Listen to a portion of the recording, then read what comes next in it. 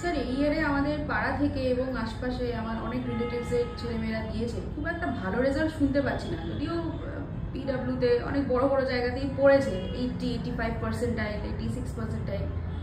মানে কেন হচ্ছে, মানে সামনের বছর হবে কি না বুঝতে পারছি। আমি আবারও বলবো কোনো ইনস্টিটিউটের নাম না নিলেই বোধহয় বেটার হয়, ঠিক আছে?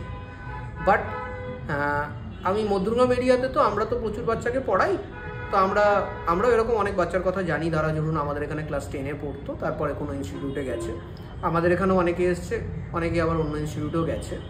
তো তাদের সঙ্গেও আমার কথাবার্তা হয়, কারণ কি কেউ একজন স্টুডেন্ট যদি আমাকে ছেড়ে অন্য কোথাও চলে যায় তার মানে তো এই নয় যে সেই স্টুডেন্টের সাথে আমার কোনো রকম কোনো হোয়াটসঅ্যাপ মেসেজ কিছু হবে না। তো সেটা হয়, অ্যাটলিস্ট জন্মদিনে অনেকে উইশ করে, টিচার্স ডেতে অনেকে উইশ করে, এগুলো তো চলতেই থাকে, ঠিক আছে? তাই বলে আমি আবার ভুলে যাই, আমি চিলড্রেন্স ডেতে উইশ করতে ভুলে যাই, ঠিক আছে? আমারও করা উচিত, so sorry on that part. So এগুলো চলতে থাকে, তো আমাদের সঙ্গে একটা কমিউনিকেশন হয় ওইসব বাচ্চাদেরও। সো আলটিমেটলি আমি যেটা দেখেছি, যাদের কথা আপনারা বলছেন, যদি হতে পারে কিছু কমন স্টুডেন্টও হতে পারে যাদের কথা আপনি বলছেন, এরা কিন্তু ভালো ছেলে ছিল। আমি কিন্তু ভালো ছেলেদের কথাই বলছি, আমার মনে হয় আপনি যাদের কথা বলছেন তারাও ভালো ছেলে। সো তারা কিন্তু 97-98% পেয়েছে আইসিএসসিতে।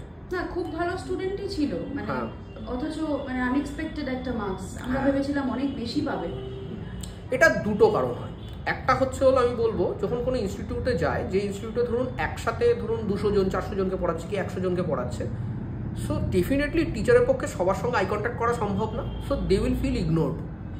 এই যে মানে কি বলবো, এই যে ইমোশনাল যে কোশ্চেনটা, এটা খুব ইম্পর্ট্যান্ট কিন্তু। কারণ কি 2 ইয়ার্স প্রিপারেশানে লোকে অনেকে বলে মোটিভেশন দিন। ভালোবাসা থাকলে মোটিভেশন কেন লাগবে? মোটিভেশন কাদের লাগে? যারা সিরিয়াস না। একটা মোটিভেশনাল ভিডিও দেখবে, আধা ঘন্টা পড়বে, তারপরে রিল দেখতে শুরু করে দেবে, এটাই হবে, এর থেকে বেশি কিছু হবে না। সো মোটিভেশন দিয়ে নয়, মোটিভেশন হলো আই কন্ট্যাক্ট, মোটিভেশন হলো emotional connect with the student. আপনি যাদের যে স্টুডেন্টের কথা বলছেন, কিন্তু আমি অ্যাটলিস্ট যে স্টুডেন্টগুলোর কথা বলছি, স্টুডেন্টগুলো ভালো স্টুডেন্টগুলো আপনি যে পার্সেন্টাইলগুলো বলছেন, পার্সেন্টগুলো অ্যাকচুয়ালি ম্যাচ করে গেছে। তাই জন্য আমি বলছি স্টুডেন্টগুলো ভালো স্টুডেন্টগুলোর আরও অনেক ভালো করা উচিত ছিল। না, আমি শুনেছি আগে পড়তো এখানে, সেজন্যই আপনাকে আমি জিজ্ঞেস করলাম। হ্যাঁ, তো ভালো স্টুডেন্ট, খুবই ভালো স্টুডেন্ট, এবং তাদের মধ্যে যারা ধরুন তবু একটা অ্যাভারেজ মোটামুটি পার্সেন্টাইল পেয়েছে, লাইক 95-94 এরকম পার্সেন্টাইল পেয়েছে কিছু স্টুডেন্ট অন্য ইনস্টিটিউট থেকে এখান থেকে চলে গেছে। অনেক আর হতে পারে আমি যাদের চিনি না তারা হয়তো আরও বেশি পেয়েছে, সবাইকে তো আমি চিনবো তা নয়। তো যাদের কথা আমরা বলছি আর কি, তারা কিন্তু অনেক ভালো স্টুডেন্ট। তো একটা তো বললাম, একটা ইগনোরেন্স ফিল হবে যখন অত ব্যাচের মধ্যে থাকবে, কারণ কি তোমাকে ওখানে আলাদা করে কেউ চেনে না। আমাদের সাথে একটা ইমোশনাল কানেক্ট থাকে স্টুডেন্টদের সাথে, সেটা ওখানে হয় না। 1 নম্বর সেটা। 2 নম্বর প্রবলেম, যেটা খুব মেজর প্রবলেম আজকের দিনে, ডিস্ট্রাকশন। টিচার নিজেকে বড় দেখানোর জন্য যেটুকু দরকার আমার এইটুকু সার্কেল, 5 সেন্টিমিটারের একটা সার্কেল দরকার, ধরুন এইটুকু 5 সেন্টিমিটারের একটা সার্কেল দরকার আমার, সেটার জায়গায় আমি 50 সেন্টিমিটারের সার্কেল পরিয়ে দিচ্ছি। কিন্তু আমাকে মাথায় রাখতে বেশি রিসোর্স বেশি, এবং একটা টিচার এখন অনেক কিছু পড়িয়ে দিচ্ছে নিজের জ্ঞান দেখানোর জন্য, তাহলে কিন্তু পিন পয়েন্টেড পড়া হচ্ছে না।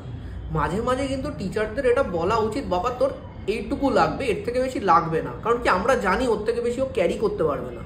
2 বছর একটা চ্যাপ্টার পড়লে হবে না। আমি একটা চ্যাপ্টার 2 মাস ধরে পড়ালাম, হেভি কনসেপ্ট তৈরি হলো একটা চ্যাপ্টারে, কিন্তু এই একটা চ্যাপ্টার থেকে তো আমার সব কোশ্চেন আসবে না, আমাকে তো টোটাল সিলেবাস কভার করতে হবে।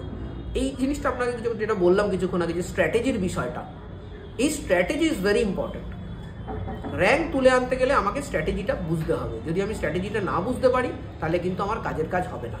মেবি এই রিজনগুলোই ওয়ান অফ দ্য রিজন যেটার জন্য এটা হয়ে ওঠেনি আর কি, মানে ওদের র্যাঙ্ক আসেনি আপনি যাদের কথা বলছেন।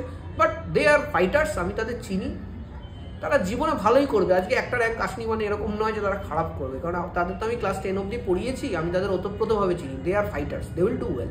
না, এখানে একটা ছোট প্রশ্ন করি স্যার, মানে পড়াতে কি কিছু গন্ডগোল ছিল না? আমি তো শিওর বাচ্চাগুলো অ্যাটেন্টিভ, এবং আমি দেখেওছি, ছোট থেকে চিনি ওদের। হ্যাঁ, বাচ্চাদের পিছনে লেগে পড়ে থাকতে হবে আপনাকে। টিচারদের বাচ্চাদের পিছনে লেগে পড়ে, এলো পড়লো চলে গেল, তাকে ধরে দুটো মানে সোজা কথা, মারধর না করলেও কিন্তু বাজানো যেতে পারে। সোজা কথা কিরকম ভাবে ধমকাতে হবে, বকাবকি করতে হবে বাচ্চাদের। বকাবকি করা মানে এই নয় যে বাচ্চার সঙ্গে খারাপ ব্যবহার করা হচ্ছে। বকাবকি করছি কাকে? আমি কাকে বকাবকি করব? আমার বাচ্চা ছেলে আছে, আমি তাকেও বকাবকি করি। কেন করি? কারণ ওকে ভালোবাসি বলে বকাবকি করি।